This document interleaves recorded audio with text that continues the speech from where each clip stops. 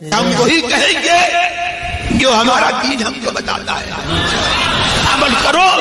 تو تمہارا بھلا ہے۔ ان اللہ وملائکتہ یصلون علی النبی یا ایھا الذین آمنوا صلوا علیہ وسلموا تسلیما اللہم صل علی سیدنا وشفیعنا وحبیبنا ومولانا محمد وبارک وسلم صلاۃ وسلام علیک یا رسول اللہ صلی اللہ تعالی علیہ وسلم وقیدنا لهم قرناء فزینوا لهم ما بین ایدیہم وما خلفہم، اور ہم نے ان پر کچھ ساتھی مقرر کیے، انہوں نے انہیں بھلا کر دکھایا جو ان کے آگے ہے اور جو ان کے پیچھے۔ وحق علیہم القول فی امم قد خلت من قبلہم من الجن والانس، اور ان پر بات پوری ہوئی ان گروہوں کے ساتھ جو ان سے پہلے گزر چکے جن اور آدمیوں کے، انہم کانوا خاسرین، بے شک وہ نقصان والے تھے۔ اس آیت کریمہ کے اندر اس بات کا ذکر ہوا کہ انسان کے سامنے اللہ تبارک و تعالیٰ نے ساری راہیں روشن کر دی ہے، نیکی کا راستہ بھی بتا دیا، بدی کا راستہ بھی بتا دیا۔ اس کے باوجود بھی ہوتا یہ ہے کہ بندہ نفس کی شرارت کی وجہ سے یا شیطان کے بہکاوے میں آ کر کے نیکی کے راستے کو چھوڑ دیتا ہے اور بدی کے راستے کو اختیار کرتا ہے۔ تو رب نے فرمایا ہم نے ان پر کچھ ساتھی مقرر کیے۔ یہ ساتھی کون ہیں؟ یہ وہی شیاطین ہیں۔ ان کا کام کیا ہے؟ انہوں نے انہیں بھلا کر دکھایا،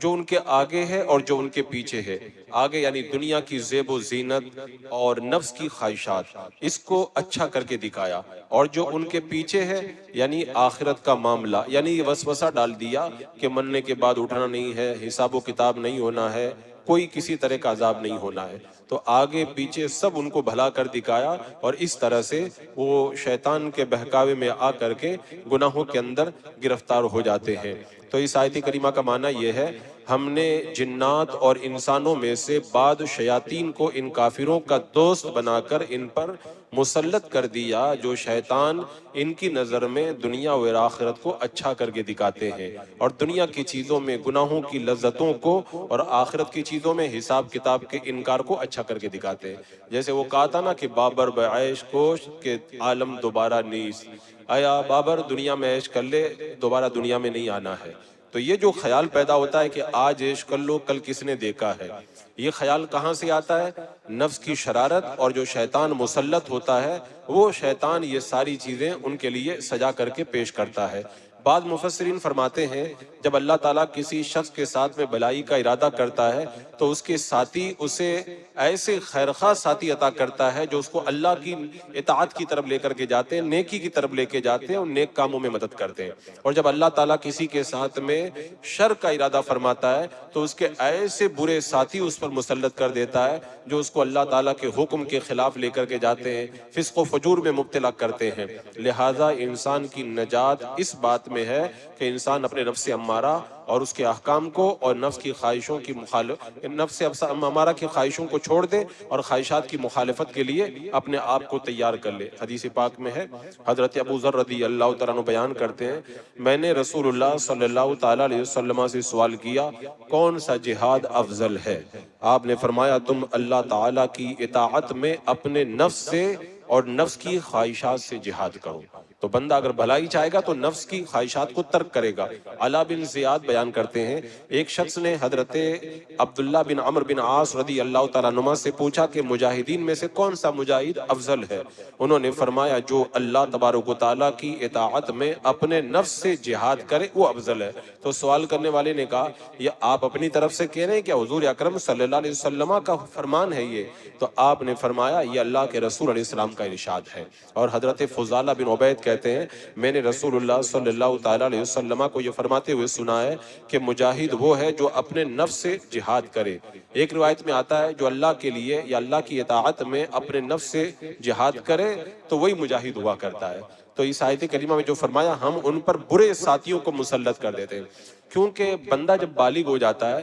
تو اس کے ساتھ میں ایک شیطان لگ جاتا ہے اور ایک فرشتہ لگ جاتا ہے۔ شیطان اس کو برائی کی طرف لے کر کے جاتا ہے اور فرشتہ اس کو نیکی کی طرف لے کر کے جاتا ہے۔ اگر بندہ برائی کر لے تو شیطان خوش ہو جاتا ہے اور فرشتے کو شرمندگی ہوتی ہے، اور اگر بندہ نیک کام کر لے تو فرشتہ خوش ہو جاتا ہے اور شیطان کا منہ لٹک جاتا ہے۔ تو یہ خیر اور شر کی دو طاقتیں ہر وقت بندے کے ساتھ میں مرتے دم تک لگی رہتی ہے، اور بندہ اگر بھلائی کے راستے پہ چلنا چاہے تو فرشتے کے کہنے پہ عمل کرتا ہے، اور اگر برائی کے راستے پہ چلنا چاہے تو شیطان کے کہنے پہ چلتا ہے۔ تو رب نے فرمایا نا، ہم نے ان پر برے ساتھیوں کو مسلط کر دیا ہے۔ یہ وہی شیطان ہے جو مسلط ہوتا ہے اور ہمیں برائی کی طرف کھینچ کر کے لے جانے کی کوشش کیا کرتا ہے، اور بندہ اگر اس کی بات کو مان لے تو پھر اس کا عالم کیا ہوتا ہے۔ رب نے فرمایا نا، شیطان نے کہا تھا قال رب بما اغویتنی لأزینن لہم فی الارض ولأغوینہم اجمعین۔ ابلیس نے کہا میرے رب چونکہ تو نے مجھے گمراہ کیا تو قسم ہے میں ضرور ان کے لیے زمین میں گناہوں کو مزین کروں گا، اور ضرور سب کو گمراہ کروں گا، الا عبادک منہم المخلصین، مگر ان میں سے جو تیرے اخلاص والے بندے ہیں ان کو چھوڑ کر کے۔ تو آج بھی دنیا میں آپ دیکھ لیں، اس آیت کریمہ سے پتہ چلتا ہے کہ شیطان جب انسانوں کے لیے گناہوں کو سزا کر کے جو ہے وہ سزا کر کے پیش کرتا ہے تو اس سے یہ لازم نہیں آتا کہ انسان گناہ ہی کرے۔ ہو سکتا ہے بندہ شیطان کی بات نہ مانے، جب وہ سزا کر کے پیش کرتا ہے تو شیطان کی بات نہ مانے، نیک کام کر لے، اور اللہ تعالیٰ نے جب کافروں کے لیے ان کے ایسے ساسے مسلط کر دیے ہیں جنہوں نے ان کی نظر کے اندر گناہوں کو اچھا کر دیا، تو جب وہ شیطان کی بات مانتے تو گناہ کرتے ہیں۔ اور ایک بات یہ بھی ہے، اللہ تعالیٰ نے صرف شیطان ہی کو نہیں مقرر کیا ہے، اللہ تبارک و تعالیٰ نے دنیا میں شیطان اور اس کے چیلوں کو جس طرح سے مسلط کیا ہے، ایسے ہی اللہ تعالیٰ نے انبیاء کرام کو بھی مقرر فرمایا، وہ نیکی کی طرف دعوت دیتے ہیں۔ اب بندہ چاہے تو نیکی کی راہ کو قبول کرے اور چاہے تو گناہوں کی راہ کے اوپر چلے۔ تو کافر کے اوپر صرف شیطانی ساتھیوں کو مسلط کر دیا جاتا تو وہ گمراہ کر دیتے، لیکن اللہ تعالیٰ نے انبیاء کو بھی بھیجا تاکہ وہ اس کو شیطان کے چنگل سے بچائیں، جیسا کہ اس حدیث پاک کی روشنی کے اندر پتہ چلتا ہے۔ اور شیطان جو یہ کام کرتا ہے برائی کا، یہ خود اپنی طرف سے نہیں کرتا ہے۔ شیطان پہلے کیا کرتا ہے، انسان کا جو نفس ہے اس سے آپس میں دوستی کرتا ہے، اور جب شیطان کی نفس کے ساتھ دوستی ہو جاتی ہے تو اس کے بعد میں وہ نفس کو کہتا ہے تو یہ کر، اور ظاہر سی بات ہے بندہ نفس کی بات زیادہ مانتا ہے کیونکہ نفس اس کا اندر کا ہے، تو نفس کی بات جب مان لیتا ہے اس کے بعد میں شیطان اپنا کام کرنا شروع کرتا ہے۔ وہ حدیث پاک میں ہے نا، اذا اراد اللہ بعبد خیرا بصرہ بعیوب نفسی، اللہ تعالیٰ جب بندے سے بھلائی کا ارادہ فرماتا ہے تو اسے اس کے نفس کے عیوب دکھا دیتا ہے۔ اور حدیث پاک میں مذکور حضرت داؤد علیہ السلام پر اللہ نے وحی نازل فرمائی، یا داؤد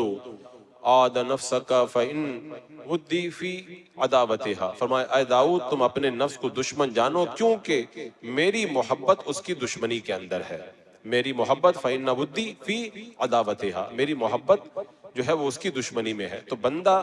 نفس کی بات جب مانتا ہے تب جا کر کے گمراہی کے راستے اس کے لیے کھلنا شروع ہو جاتے ہیں، اور جب تک نفس کی بات نہ مانے تب تک شیطان بھی کچھ نہیں کر پاتا ہے، اگرچہ شیطان مسلط کر دیا گیا۔ اب جیسے میرے آقا علیہ السلام نے لوگوں کو ایمان کی دعوت دی تو ابو جہل کو شیطان بیکار آتا، میرے آقا علیہ السلام ہدایت کی طرف لا رہے تھے تو اس نے سرکار کی بات نہیں مانی اور ابلیس کی بات مانی، تب جا کے وہ گمراہ ہو گیا۔ حضرت ذوالنون مصری رحمۃ اللہ تعالی علیہ فرماتے ہیں کہ اشد العذاب رؤیت النفس، فرمایا بندے کے لیے سخت ترین حجاب نفس کو دیکھنا اور اس کی تدبیر کی فکر کرنا ہے۔ اور حضرت بائزی بستامی کہتے ہیں نفس کی عادت ہی ہے کہ وہ باطل ہی سے چین پاتا ہے، بری باتیں اسے بڑی پسند آتی ہیں، اچھی باتوں کی طرف وہ کبھی مائل ہوا ہی نہیں کرتا ہے، ہمیشہ برائی ہی اسے پسند آیا کرتی ہے۔ اس سلسلے کے اندر ایک روایت ہے وہ بڑی آنکھیں کھول دینے والی ہے۔ حضرت ابراہیم خواص رضی اللہ تعالیٰ عنہ بیان کرتے ہیں، ایک مرتبہ میں نے سنا کہ روم میں ایک راہب ہے جو 70 سال سے کنیسہ میں رہبانیت اختیار کر کے عبادت میں لگا ہوا ہے۔ میں نے تعجب کیا کہ رہبانیت تو 40 سال کی ہوتی ہے، یہ 70 سال سے کیسے راہب بنا ہوا ہے؟ تو یہ کس مذہب پر 70 سال سے رہبانیت اختیار کر کے کنیسہ میں بیٹھا ہے؟ کہتے ہیں میں اس سے ملنے کے لیے چل پڑا، جب میں جنگل میں اس کے قریب پہنچا اس نے کھڑکی کھول کر کے مجھ سے بات چیت کی اور کہا کہ اے ابراہیم میں جانتا ہوں کہ تم کس لیے آئے ہو۔ ایک بات یاد رکھنا، یہ بہت سارے جوگی وغیرہ یا اس طرح کے جو لوگ راہب رہتے ہیں نا، وہ دل کی باتوں کو جان لیتے ہیں، تو کوئی دھوکہ نہ کھا جائے کہ یہ بھی اللہ کا ولی ہے، کیونکہ جب بندہ نفس کو دباتا ہے تو راستے اس کے لیے کھل جاتے ہیں اور وہ بہت ساری چیزیں معلوم کر لیتا ہے. لیکن جو یہ باطل مذہب پر ہوتے ہیں، یہ جو معلوم کرتے ہیں، یہ ان کے لیے نجات کی راہ نہیں ہے. اللہ کا ولی جو معلوم کرتا ہے وہ نجات کے راستے پر ہوا کرتا ہے. تو چونکہ وہ نفس کو مار چکا تھا، اس لیے اس نے کہا ابراہیم مجھ کو معلوم ہے تم کس ارادے سے آئے ہو، یعنی مجھے معلوم ہے تم یہ دیکھنے کے لیے آئے ہو میں اتنے سال سے یہ رہبانیت اختیار کر کے کیا کر رہا ہوں. کہا میں یہ رہبانیت کی غرض سے 70 سال سے بیٹھا ہوا نہیں ہوں، میں اس لیے بیٹھا ہوں میرے پاس میں ایک کتا ہے جو خواہش میں بڑا سرکش ہے اور بڑا شرارتی ہے. میں اس کتے کی رکھوالی کر رہا ہوں اور اس کتے سے مراد ہے میرا نفس، تاکہ میں لوگوں کو اس کے شر سے محفوظ رکھوں. اگر یہ کتا نہیں ہوتا تو میں یہاں پر نہیں ہوتا، میں بھی نکل کر کے چلا جاتا اور لوگوں کے درمیان جا کر کے میں رہتا. حضرت ابراہیم خواص کہتے ہیں جب میں نے راہب کی بات سنی تو اللہ کی بارگاہ میں نے دعا کی، اللہ تو کتنا بڑا قادر ہے، کھلی گمراہی میں پڑے ہوئے شخص کو بھی صحیح راستہ دکھاتا ہے. پھر راہب نے مجھ سے کہا ابراہیم تم کب تک لوگوں کی طلب میں رہو گے، پہلے اپنے آپ کو طلب کرو، جب تم اپنے آپ کو پا جاؤ تو اس کی نگرانی کرو، کیونکہ روزانہ خواہشات نفسانیہ 360 قسم کے لباس پہن کر کے بندوں کو گمراہی کی طرف بلاتی ہے. تو بندہ جو ہے وہ نفس کو اگر کنٹرول کر لے تو اس کے بعد میں گناہوں کا معاملہ اس کے لیے کافی جو ہے وہ آسان ہو جاتا ہے اور گناہوں سے بچنا اس کے لیے بہت آسان ہو جاتا ہے. حضرت ذوالنون مصری رحمۃ اللہ تعالی علیہ فرماتے ہیں میں نے ایک شخص کو دیکھا جو ہوا میں اڑ رہا تھا. میں نے پوچھا تجھے یہ کمال کہاں سے مل گیا؟ اس نے کہا میں نے نفس کی خواہشات کے اوپر قدم رکھ دیا، اللہ نے مجھے ہوا میں اڑنے کی طاقت عطا فرما دی ہے. اسی طرح حضرت ابو علی رحمۃ اللہ تعالی علیہ فرماتے ہیں میں ایک دن حمام میں گیا تو سنت کے مطابق میں نے استرا لیا تاکہ میں اپنے بال صاف کر کے جو ہے وہ سنت ادا کروں. تو میں نے اپنے دل میں اس وقت سوچا کہ ابو علی یہ جو عضو ہے شرمگاہ یہی تمام برائیوں کی جڑ ہے، تو اس سے جو ہے وہ کتنی آفتوں میں بندہ مبتلا ہو جاتا ہے، اس کو کاٹ کے الگ کر دے تاکہ خواہشات سے نجات مل جائے. کہتے ہیں جیسے میں نے اپنے دل میں استرا ہاتھ میں تھا یہ ارادہ کیا تو غیب سے ایک آواز آئی ابو علی تم ہماری ملکیت میں تصرف کر رہے ہو، جو ہمارے بنائے ہوئے کسی عضو سے کوئی زیادہ بہتر عضو نہیں رکھ سکتا ہے، تو مجھے اپنی عزت کی قسم ہے اگر تم نے اسے کاٹ کر کے پھینک دیا تو میں تمہارے ہر بال کے اندر 100 گنا خواہشات کو بھر کے رکھ دوں گا جو تمہیں پوری طرح خواہشات کا پتلا بنا کر کے رکھ دیں گی. تو کہتے ہیں کہ پھر میں نے اپنا وہ ارادہ ترک کر دیا. تو ساری برائیوں کی جو جڑ ہوا کرتی ہے وہ نفس کے ساتھ میں ساز باز کرتا ہے شیطان. تو اللہ تعالیٰ نے اس آیت کریمہ میں جو یہ فرمایا وَقَيَّدْنَا لَهُمْ قُرَنَا ہم نے ان کے لیے ساتھیوں کو ان پر مسلط کر دیا کہ وہ شیطان مسلط رہتے ہیں اور گناہوں کی دعوت دیتے رہتے ہیں تاکہ بندے کو گمراہ کر کے پوری طرح سے رائے ہدایت سے اسے ہٹا کر کے رکھ دے. اچھا یہاں پر کوئی یہ سوال نہ کرے کہ جب وہ شیطان اللہ تعالیٰ نے مسلط کر دیا ہے تو پھر کوئی اگر کفر اختیار کرتا ہے یا کوئی گناہ کرتا ہے تو اللہ تبارک و تعالیٰ اس کی گرفت کیوں فرماتا ہے؟ تو سنیے بات تو صحیح ہے کہ شیطان اس کے اوپر مسلط کر دیا گیا ہے، لیکن اللہ تعالیٰ نے جیسے شیطان کو مسلط کیا ہے ایسے ہی نیکی کی راہ بتانے والوں کو بھی اللہ نے بھیج دیا ہے. شیطان کو جو مسلط کیا گیا وہ تو امتحان کے لیے مسلط کیا گیا ہے. اب بندے کی مرضی ہے وہ شیطان کے راستے پہ جاتا ہے کہ اللہ کے بتائے ہوئے راستے پہ چلتا ہے. جیسے مثال کے طور پر اگر